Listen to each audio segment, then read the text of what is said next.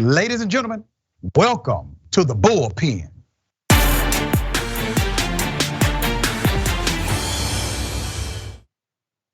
There's a story we covered earlier last week where a black woman who was driving for Uber was allegedly assaulted by a white male passenger. She attempted to explain to the police what happened. It seemed as if they did not want to do their jobs. We got involved, we reported on it. Some things seem to be moving in the right direction while other things are not. Let me remind you of the incident. Here it is. Why are you punching me? Because he just she's trying to get out of the car. She's trying to get out of the car. Dude, I don't know what the wrong with you. I just want to go.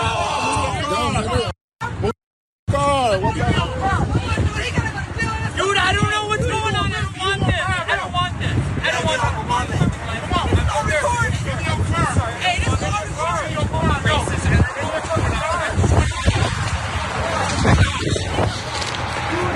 Oh my goodness. Miss Desiré Keys, former Uber driver now, still very talented musician, went on social media to explain her plight. Well, guess what? That got my attention. My team started to look into this, started to ask questions with the police department and send emails to inquire as to the investigation. After we got involved, roughly 24 hours later, the police all of a sudden opened up an investigation. We have Miss Keys with us today on the Bullpen. Good day, welcome. Hello, how you doing, Mr. Richey? I'm doing well, thank you for being on the show. Sorry, it is under these circumstances. What I would like you to do, Desiree, is give us in your words what happened that night. Okay. Do you want when it happened on the bridge, or do you want when I first pick up this passenger? I want to know what happened inside of the vehicle that led to you saying you have to get out of my car now. Okay. So it was around 2:51 when I got his call, Nico, the Uber passenger.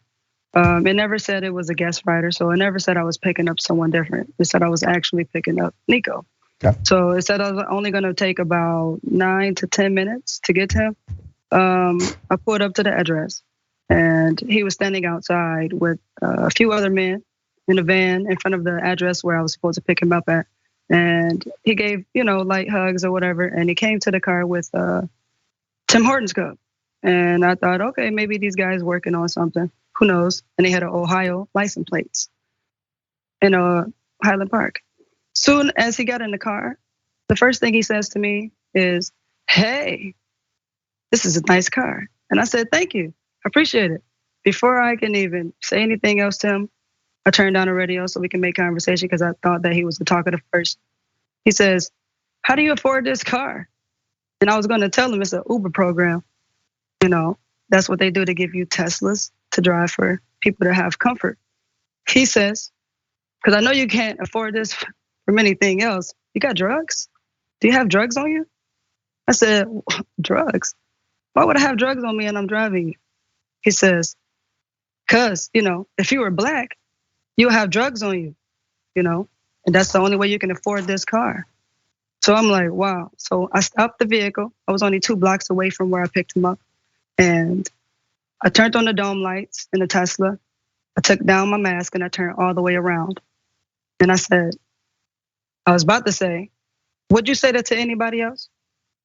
But he stopped me from saying anything. And he says, "Wow, you are black." And he had a smirk on his face.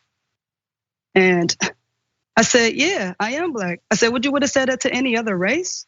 He said, "Yeah, duh."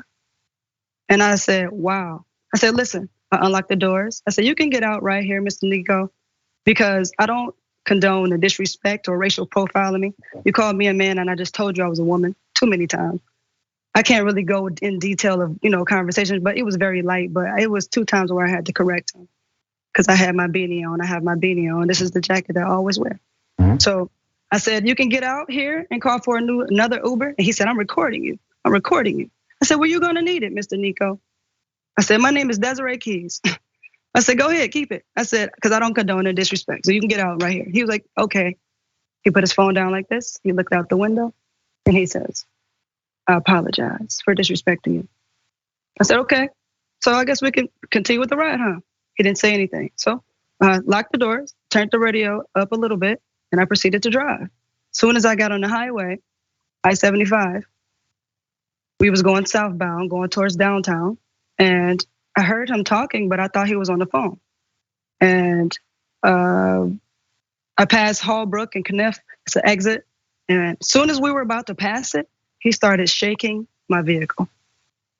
And he started blurting out racial slurs. He started saying, I don't care about your petty job. He started saying, I'm a billionaire, you will never find me. He was just talking and I felt my head go like that, but I couldn't see anything. So that was me in the dark on that freeway driving about 60 miles per hour, almost 70, going, on the freeway. I can't tell what miles per hour, but we were going like a freeway. So for him to do all of that and shaking my whole entire car, my heart started pounding. So I was like, I'm gonna just be calm.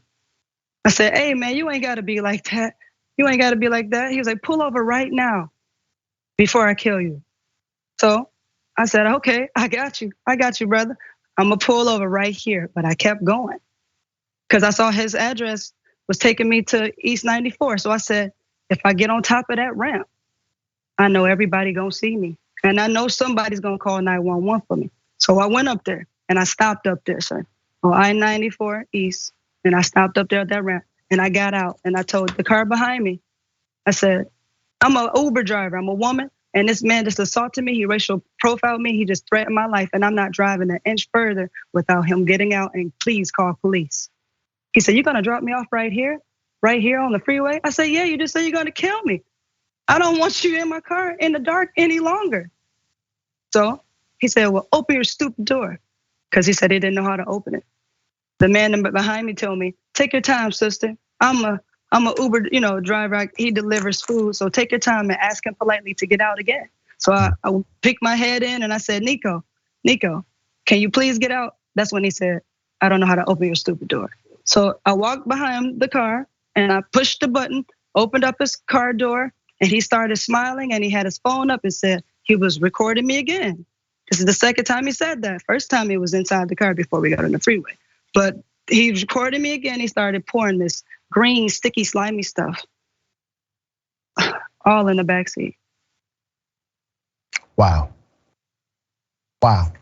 Okay, there were witnesses who corroborated your version of events, told the police he was the aggressor. She was attempting to get away from him. She was attempting to defend herself.